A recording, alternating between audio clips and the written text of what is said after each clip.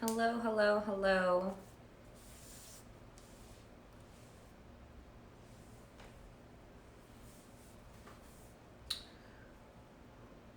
Hello. Hi, friends. Hello, Jay. Hello, Polly.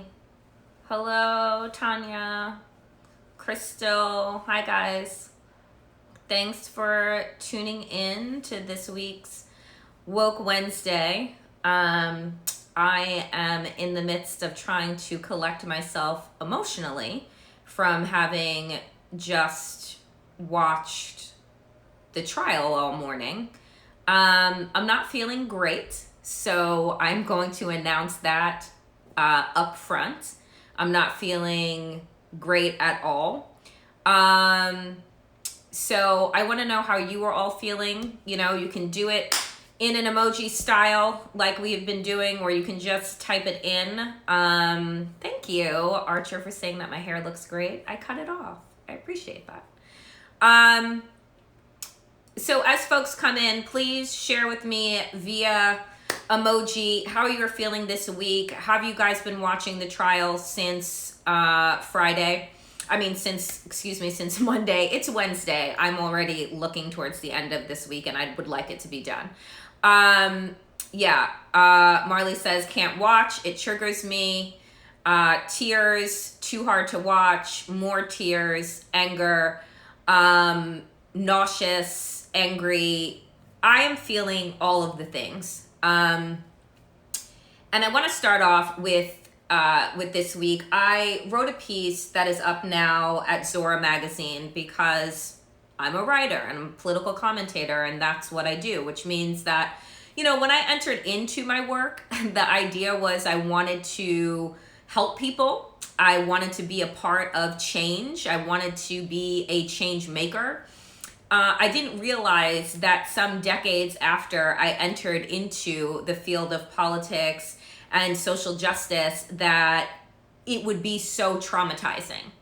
And that's the only word that I can honestly use in any real way about what it is we are all collectively experiencing and have been experiencing, inundated with over the past several years. But in particular, last year and the beginning of this trial for Black Americans, for Asian Americans, for Latinx folks, for anybody in marginalized communities. I mean, today is, Transgender Day of Visibility, and this week, the state of Arkansas voted to strip away healthcare for transgender fucking children, for youth.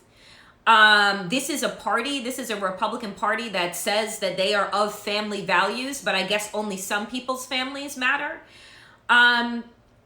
It's the first time, I think, that in my entire life and in my career, frankly, where so much has been laid on the shoulders, on the backs, on the necks of marginalized communities. Asian people can't seem to walk down the fucking street, or take public transportation without the fear of getting beaten to a pulp, right? We just saw a video go viral in New York City earlier this week, and watch people do fucking nothing.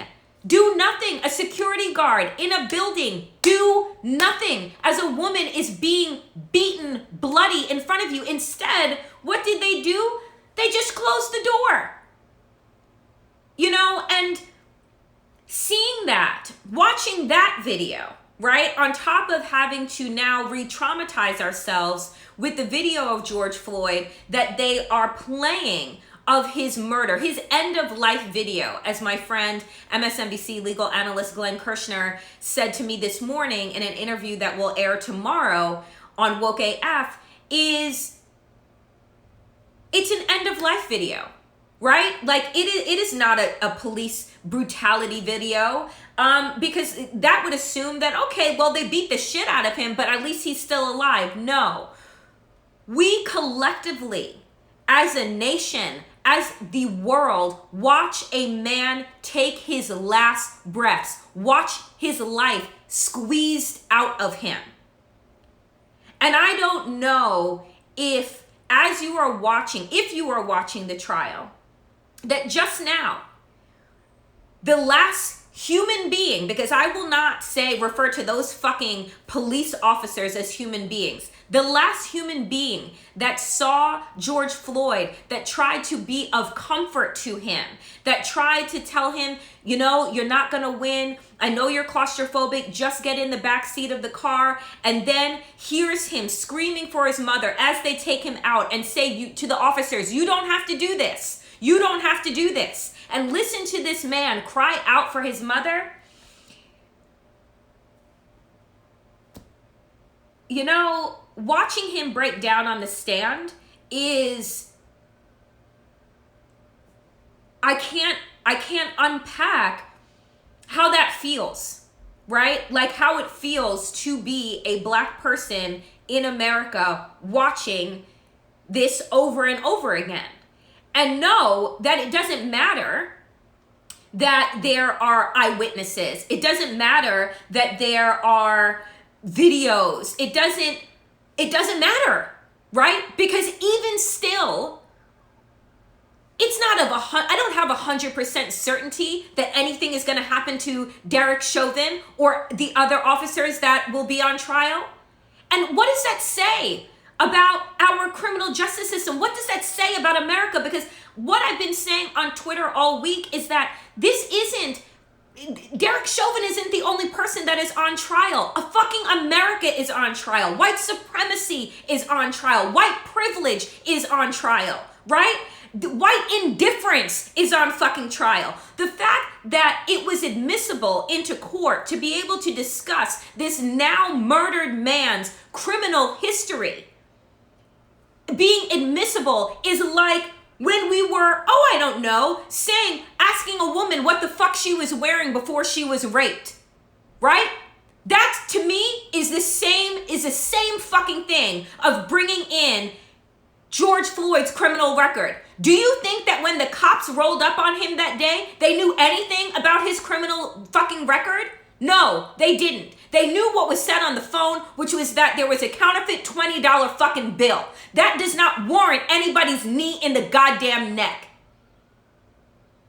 You know, and I'll never forget that last year, there was a tweet that went viral of a white person who said, you know what? I had a counterfeit $20 bill once, and you know what happened to me? I was able to use that as a fucking cocktail story, an anecdote that I told at cocktail parties. George Floyd is dead, and the difference between me and him is what we fucking look like, right? You have the defense team right now trying to create this image of this community as being filled with violent perpetrators, right? And that, they didn't know what they were doing because this angry mob was assembling. Well, who have we heard from the past couple of days so far? We have heard from fucking teenagers, right? We have heard from fucking children that witnessed a murder. We have heard from a firefighter, a 911 dispatcher, a martial artist. Right? We've heard from an older gentleman just, pulling over because he wants to know what the fuck is going on in the neighborhood that he lives in.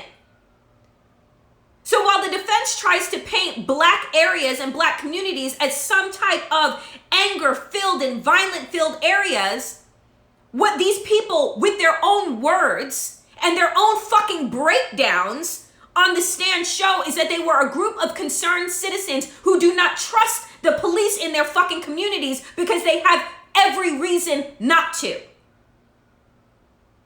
What does it say that it doesn't matter if you are the wealthiest person in America and Black and the poorest person in America and Black, and you ask those two people the same fucking question about whether or not they trust the police, and I guarantee you there is not a person outside of a fake ass fucking Black Republican that would tell you that they trust the fucking police. I remember the question being asked in the trial of George Zimmerman in the murder of a child, Trayvon Martin, to his friend who was the last person to speak to him before he was murdered. And the defense of Zimmerman said, "Why didn't you call the police?" And she looked at him like he was fucking dumb. Because we don't call the police. police because the police are not our fucking security team. They don't protect us. They never have. And so to watch this unfold, to relive this, but to now hear the firsthand accounts from these people and watch them break down on the stand. Before I came on IG, I had said, I'm not going to do the most today, not going to put on makeup. But then I'd been crying for 30 minutes prior to coming on. And you know why? Because yesterday I chose not to watch. I said I'm not watching. I will read transcripts and I will read the news reporting, but I'm not going to watch. You know why? Because I care about my emotional well-being. I care about my emotional health. And to prove that I care as a Black person does not mean that I have to purposefully re-traumatize myself to white rage and violence. And I want to say that to people who find it too difficult to watch. That does not mean that you do not care. It means that you care a great deal, but you want to be able to go about your day. You want to be able not to break down in the middle of your day. You want not to have the video on replay as an awful record in your head for the rest of your life. Every single one of those people that are testifying on the stand, imagine how they go to sleep at night, how they've been sleeping in the past year. Listening to those young women yesterday talk about how guilty they feel about not doing anything. What could they have done? Unlike the fucking violent video that we witnessed this week of the Asian woman being pummeled to the ground, you're talking about 3 grown police officers with guns and their hands on fucking mace getting ready to attack. You think they would have given a fuck? Like, what could these people do other than record, other than create some type of technological evidence stream so that we could all bear witness to what they were seeing? If not for them, this would have been a blip on somebody's radar, as too many of our fucking murders are. This story is not just tragic and heartbreaking because we are witnessing a human being losing their life minute by minute, 9 minutes and 29 seconds. And I'll tell you something. When the prosecutor, Jerry Blackwell, in his opening statement, reassessed for us 9 minutes and 29 seconds, because we've all been saying 8 minutes, 56 seconds. Seconds matter, right? When you're clinging on to fucking life, when you're losing oxygen to your organs. But when he was talking about that and laying out that time frame, the reason being, because what police officers do when they gun us down, what these white vigilantes do when they take Black lives, is that they want to tell you, well, I was having to make a split-second decision. And what the prosecution said is that this was 9 minutes and 27 goddamn seconds. There wasn't a split second in any of that time. There was an opportunity, especially when the EMT approached. When you hear people saying, check his pulse, because he's foaming at the mouth and has gone completely limp. Even when the EMT approached, the prosecutor Blackwell said he refused to take his knee off of his neck. Do you know what that is? That is the definition of depravity. Because in my feeling, when you look at the face of Derek Chauvin as he is doing that, that is like the faces you would have seen on those little lynching postcards that white people used to sell to each other, right? Dressed in their finest with this pride, this smugness, this disgust. That's what I see when I look at those photos, as I see Black bodies hanging from trees and white people looking amused and excited and happy. That's who Derek Chauvin is. And the fact that even when we have video We are at a 50-50 as to whether or not the justice system is going to work in the favor of awarding black people what? Our humanity? Let me tell you something. I am fucking done. I'm done with the trauma videos. I'm done with watching them. I'm done with subjecting myself to that kind of pain and trauma porn on a regular basis. To watch black people cry and break down and yet another black family receive no justice. And don't tell me that you are like, oh, well, they did get millions of dollars. Let me tell you what fucking white America owes black people. And it ain't in the fucking millions. And it isn't even in the fucking billions. Okay? There is so much blood and death that is grounded in this country, buried in this country. And yet Republicans have the audacity to tell you they don't want to talk about critical race theory because they think it's racist, because learning the truth and unpacking the truth of this country's founding, unpacking the truth that everything from our economic system to our healthcare system to our education system, our criminal justice system, and our, all of it is based on fucking racism. There's not a place that you can point to where that is not the fucking truth. And so here we are with America on trial once again. And you know who needs to watch this? Who should watch this? White America. It should be fucking mandatory that you sit and you watch video after video, not to desensitize, but to make you fucking vomit at the image of white rage and violence that we have to see while you get to turn away. We have to find ways to make ourselves safe, right? Emotionally, physically, fucking spiritually, on a regular fucking basis.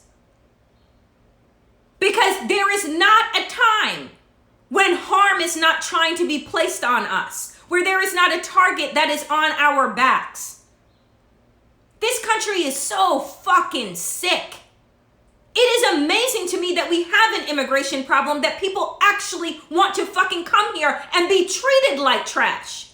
Your country has to be a fucking disaster, right? People in famine to want to come to America and think America is okay.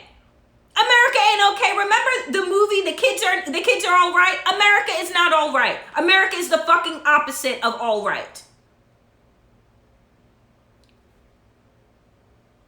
I wrote a piece that is live today on zora.medium.com entitled, "This Derek Chauvin trial is yet another form of black torture." And I want to be very real with you. It is another form of torture.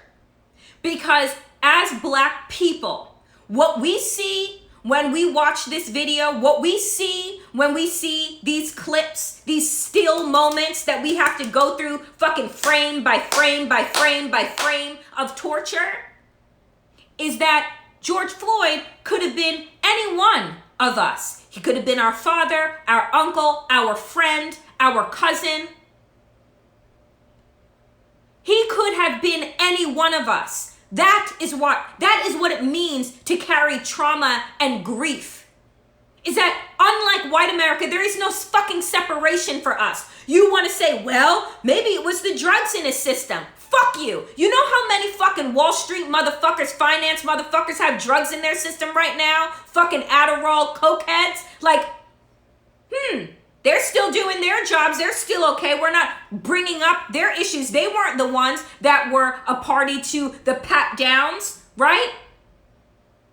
Not by the NYPD. No, not them. But I'm sure that if you had stationed the NYPD up, in Tribeca, I'm sure you would have gotten a lot of people on those motherfucking pat downs.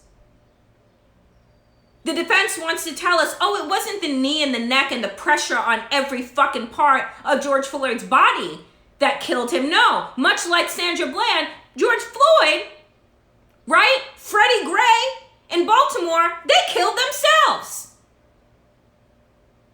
So I'm saying to myself, oh, so the non-lethal amount of drugs that George Floyd had in his system, according to the defense, if he had not met the knee of Derek Chauvin on the fateful day of May 25th, 2020, are you trying to tell me that he would have died at some point later? Is that the bullshit that we're selling? Is that what I am made to believe? Or are you trying to say that if you are under the influence of drugs, unlike with white America's opioid crisis, that we should have so much empathy for and build so many fucking programs and policies around, that somehow George Floyd having drugs in his system, what, makes him worthy of death in broad daylight? That's what we're saying? That's the message that we're running with when we have an opioid crisis in America, or the crack epidemic that was started by the US government, right? In order to enslave Black Americans into the criminal justice system? Do you think we're dumb? Folks, do not allow these people to make you believe that everything is a siloed issue, that Black people just have a chip on our shoulder. No, it is not a chip on our shoulder, right? It is a knee in our back and on our fucking neck that you can refer to as white supremacy, okay? The chip on our shoulder. Oh, you want to talk about the race card. Bitch, try me. Not today, not this week, not this month, and not this year. We're fucking done. Like, here's the thing that I don't think that folks truly understand about this case, is that America right now is a fucking powder keg. I say it every single day on Woke AF. I've been saying it before the election. I said it after the election. Folks want to think because there's a change in administration that somehow there is a change in the sentiment or in the culture or in the air of America right now. No, there is not. The anxiety, the hate, the anger, it is all on the surface. And this case right now is a box of fucking matches with gasoline waiting for another spark. You see, what happens is that with these cases, much like the decision that we were waiting to come down about Breonna Taylor, is that these cities are going to board up. Minneapolis will board itself up, because how dare Black people express any type of rage at a system that doesn't see us as fucking people. Right? White people want to smear shit in the halls of our democracy over a fucking lie. But the truth of American injustice for Black people, and we're just supposed to walk around with fucking smiles on our faces and pretend this shit is okay? Let me tell you something. I am a full proponent. You want to go ham, you are justified in doing so. Because the fact of the matter that we don't show up and fucking go crazy on a regular basis, the fact that we are so excellent and so full of grace is a testament to Black people, because this country doesn't fucking deserve our grace. It really doesn't. It doesn't deserve our grace or our fucking patience. But each fucking decade, each generation, we are continuing to wait, to march slowly over that arc towards justice. And I ask myself, when the fuck does it bend? When do we get there? 400 years, 9 minutes, and 29 fucking seconds, and we still fucking waiting. You have this week, on top of everything else, I swear to you, it is as if the universe, not the universe, let me say, white America is trying to test the fuck out of us. Georgia, Brian Kemp, and the fucking rollout of the most racist voter suppression laws that we have seen since Jim Crow, the arrest and now felony charge of State Representative Parker Cannon, who was dragged out like a fucking rag doll by 4 white sheriffs. Let me tell you, what is old is always new again in America. Chief Justice Roberts got that Voting Rights Act years ago. You know what he had said? He had basically said some version of the fact that, America was post-racial and we didn't need these laws anymore. 243 policies over 43 states later, it was one of the worst decisions probably since the Dred Scott decision. I wrote about that, and I have to say this. You know, I write a lot of my pieces, and I end a lot of them with James Baldwin because there is nothing that James Baldwin has said that was false. And the reason why he isn't mandatory reading in high school, in college, in order for you to get a fucking diploma, Americans should have to read all of James Baldwin's works because maybe we would get somewhere as a society. But he said this. He said this in 1980 on the eve of the election of Jimmy Carter. What we are dealing with really is that for Black people in this country, there is no legal code at all. We're still governed, if that is a word I want, by the slave code. That's the nature of this crisis. You haven't got anything resembling proof to bring any charge, whatever, against a difficult and bad nigger. That is what James Baldwin said in 1980. That Black Americans are not governed by the same fucking laws and codes of this country that white Americans are. No. We are perceived by police, by white vigilantes, right? Still in the same image of the slave that has tried to escape. And the slave code said what? That if you resist, if you don't defer, if you don't diminish yourself and detach from your own dignity, then you will be erased. You will be exterminated. That are the rules that govern Derek Chauvin's actions on May 25th, 2020.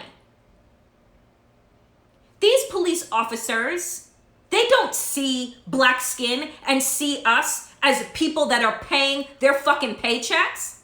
You see white Americans go up to cops or tell them in their car, I'm not showing you anything. I don't have to do X, Y, and Z. You know how many fucking videos I've seen of white motherfuckers flipping off on cops? And I'm like, wow. The privilege in that you don't even know. The irony in it that you tell us, just follow the rules and you will stay safe. Bitch, we've been telling Black children, Black people from the beginning of time, the talk about police officers. You having that talk? No, because you think that the fucking cops work for you. And so there must be something that Black Americans are doing. There must be something wrong that Black people are doing to get that kind of reaction from the police. Yes, we are doing something wrong. It's called choosing to live free. Right? We were in fact emancipated, which means that I'm able to show up any fucking way that I want, provided that I follow the rules and laws of this nation, except they don't fucking apply to me. It was this decision that to me is the basis of everything in America, which was the Dred Scott decision of 1857. And Chief Justice Roger Taney in 1957 wrote this, that Black people, Negroes, whatever he referred to them in 1857, it wasn't nice, said, Black people have no rights which the white man is bound to respect. That was the closing statement in the Dred Scott decision that solidified that Black people have no rights which a white person is bound to fucking respect. And here we are, centuries later, with the Karens calling on the phone. Oh, Elijah McClain was doing what? Walking home? Trayvon Martin was doing what? Walking home? Ahmaud Arbery was doing what? Breonna Taylor was doing what? Sandra Bland was doing what? John Crawford was doing what? Alston Sterling was doing what? Tamir Rice. The list goes on and on and on and on. And at each and every point, you can say, those white people that executed them, whether they in uniform or outside, saw a black person whose humanity they didn't have to respect, whose rights to exist they didn't have to honor.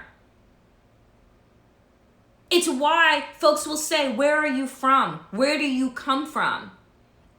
As if white people were the ones that were here from the beginning. Bitch, you came on a ship of your own free will, but you came on a ship. You weren't grown here. This country, folks, makes me sick. And I want to believe that, as Bill Clinton once said, there's nothing that is wrong with America that can't be fixed by what is right with America. But on weeks and days like we have been having, on years like we have been having, I ask myself on a daily basis, what the fuck is right with America? Honestly. And that is a genuine question that I ask myself every day, because I don't understand this particular day why I chose this profession and not one that brings people joy. But the question that I ask myself is, what is good about America? If you are not white, are not Christian, are not straight, are not a man, tell me what the fuck is good about this country. We still fighting for shit that other countries around the world have had.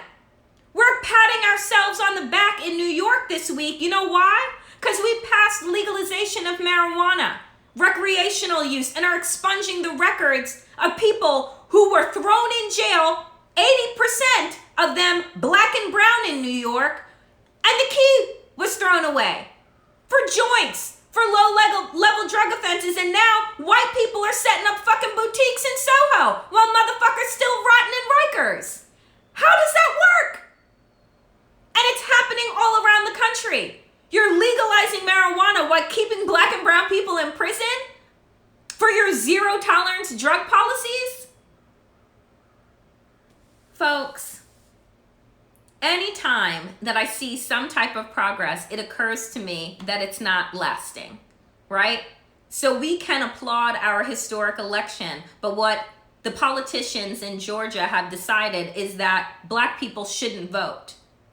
And we're going to make it impossible. And that is what they are going to do across the country. Just think about for a second what happens when Republicans get back control of the federal government. Think about how close we were to fascism, and we're still teetering on it. And the only thing that stopped us was an election. And the only thing that they are working overtime to stop is another successful Democratic election. We're in trouble. America is in trouble. I do not say that lightly. I do not say that to scare you. But if fear is going to be what activates you, then by God, let that be. If you're watching this trial, folks, and there is any other question, any other thoughts that are coming up in your mind that lead you to believe that this man, Derek Chauvin, this piece of trash, is not guilty, I don't know what the fuck you're watching. Please, folks, for those of you who are subjecting yourselves to this, please take care. Please take care of your mental health. Please take breaks. Please do not exhaust yourself. Do not allow this system, this disgusting country, to beat you down and make you believe that you are unworthy, make you believe that you have done something to deserve this type of treatment, because you have not. We have not. I see you. I love you. And that's what we need to focus on, because this shit, this inundation of like this type of evil, it will make you want to give up. And that's exactly what they want. So please do not. Folks, that is it for me here today. If you want to hear more Woke AF other than Woke Wednesdays, head over to patreon.com/WokeAF. That is patreon.com/WokeAF. It is just $5 a month for 5-hour-long shows a week, 5 days a week. And so join us over at Woke AF Nation. Folks, Terry, thank you for the love from Jamaica. I wish I was there. folks, take care of yourselves, take care of each other, give yourselves grace and space, breathe, meditate, stretch your bodies, do things that bring you joy, not just on the weekends, but each and every day. Build up an armor, a spiritual armor that allows you to continue to move forward, building your communities, your homes, and yourselves.